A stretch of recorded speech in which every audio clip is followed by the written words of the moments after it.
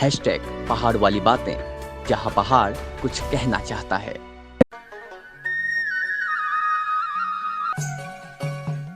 जेठ महीने की तेज धूप में रामी अपने खेतों में काम कर रही थी। रामी के विवाह के ठीक बाद ही उसके पति वीरू सेना में चले गए। देखते ही देखते दिन, महीने और साल बीत गए, लेकिन उसके पति घर नहीं लौटे।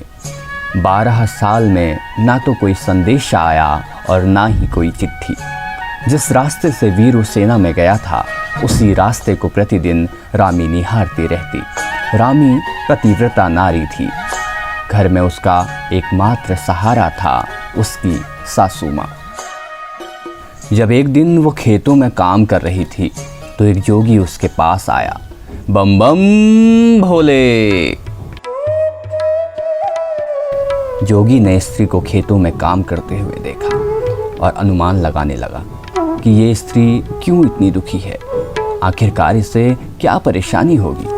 वो उसके पास पहुंचा और कहने लगा, तू कौन है, कहाँ रहती है, तेरा नाम क्या है और क्यों तू इतनी दुखी है। स्त्री ने अपना नियम धर्म अपनाते हुए बाबा को प्रणाम किया और बताया कि मेरा नाम रामी है, पाली गांव में रहती हूँ, रौतेलू की बहू हूँ और बाबा मेरे पति 12 साल से घर नहीं आए, इसलिए थोड़ा दुखी हूँ।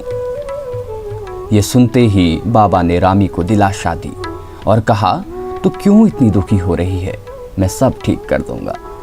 मुझे लगता है इस तरह इंतजार करना व्यर्थ है, तुम मेरी जोगन बन जाओ, मेरे साथ चलो। ये सुनते ही रामी क्रोधित हो उठी और अपनी दातुली से बाबा के ऊपर प्रहार करने लगी। ये देखते ही बाबा उल्टे कदमों वहाँ से दूर भाग गया। अक्कड़बम बक्कड़बम बाजे डमरू, नाचे सदा शिव जगत गुरु। जोगी पूरे गांव में घूम रहा था, भिक्षा मांग रहा था, प्रत्येक दरवाजे में जाकर भोले शंकर का जाप कर रहा था। घूमते घूमते वो रामी के द्वार पहुंचा और बोला, बम बम भोले, जो दे उसका भी भला, जो ना दे उसका भी भला।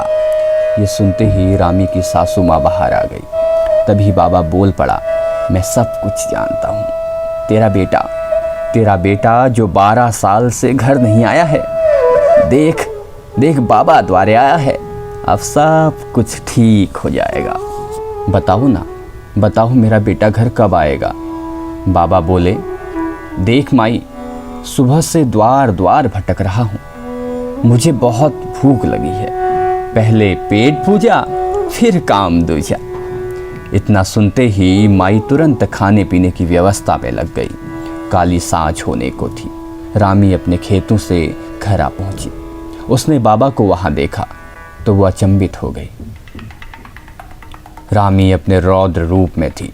उसने बाबा को फटकार लगाते हुए कहा कि तू पाखंडी है, यहां भी पहुंच गया। बाबा क्रोध में थे, ऊंचे स्वर में बोले, ये साधु का अपमान है, मैं तेरा भाग्य पलटने वाला था। इतना सुनकर माई बाहर आ गई। उसने बहू को समझाया कि संतों से ऐसे बातें नहीं करते और रामी को समझाकर अंदर भेज दिया।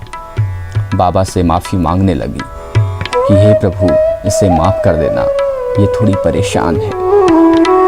रामी एक पत्ते में बाबा के लिए भोजन लेकर बाहर आई और उन्हें भोजन ग्रहण करने के लिए कहा।